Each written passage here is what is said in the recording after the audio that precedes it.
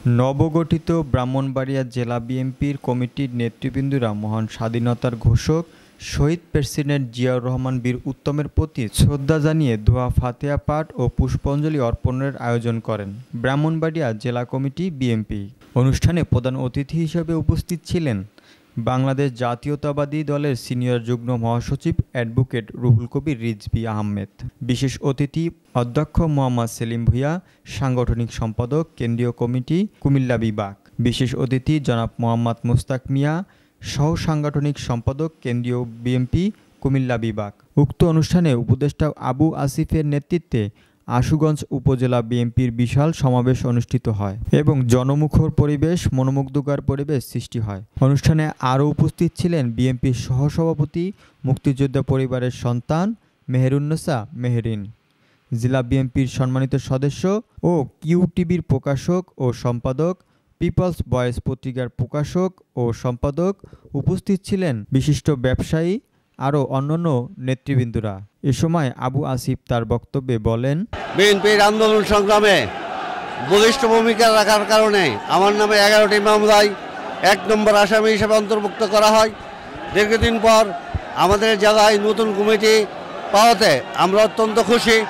আগামী দিনে আমরা আশুগঞ্জ উপজেলাকে এমন একটা অবস্থায় নিয়ে যাব যে যেখানে চাঁদাবাজ মুক্ত, যেখানে সন্ত্রাস মুক্ত, যেখানে সমস্ত জনসাধারণের তারেক রহমানের 31 দফা বাস্তবায়নের যে কর্মসূচি, ওই কর্মসূচি বাস্তবায়নের জন্য আমরা সবাই ঐক্যবদ্ধভাবে কাজ করব।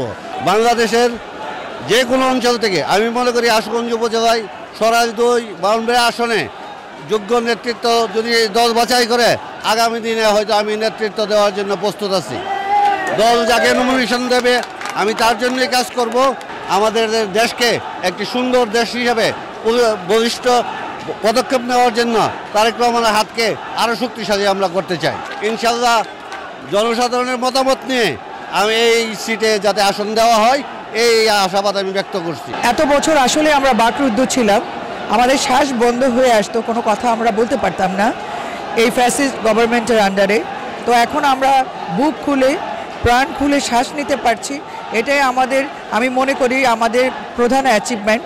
আর এরপর ইনশাল্লাহ আমাদের নির্বাচনের মাধ্যমে আমাদের ভোটের মাধ্যমে আমরা বিজয় লাভ করলে ইনশাল্লাহ দেশনেত্রী বেগম খালেদা জিয়া এবং দেশরত্ন তারেক রহমানকে আমরা যদি এই সিটটা উপহার দিতে পারি, আমাদেরকে যদি এই সিটটা দেওয়া হয় আমার স্বামী আবু আসিফ আহমেদকে, তাহলে আমরা জয় লাভ করে এই সিটটা উপহার দিয়ে দেশের জনগণের জন্য আমরা উপকার করে যাব এবং সবার সাথে কাঁধে কাঁধ মিলিয়ে আমরা কাজ করে যাব। ভবিষ্যতে যদি আমরা সরকার গঠন করতে পারি আমাদের দেশনেত্রী বেগম খালেদা জিয়া এবং দেশরত্ন জনাব তারেক রহমান, তাহলে আমরা মনে করব এটাই আমাদের সর্বোচ্চ বিজয়। বাংলাদেশ জাতীয়তাবাদী দল জিন্দাবাদ, বাংলাদেশ জিন্দাবাদ, জেলা বিএনপি জিন্দাবাদ।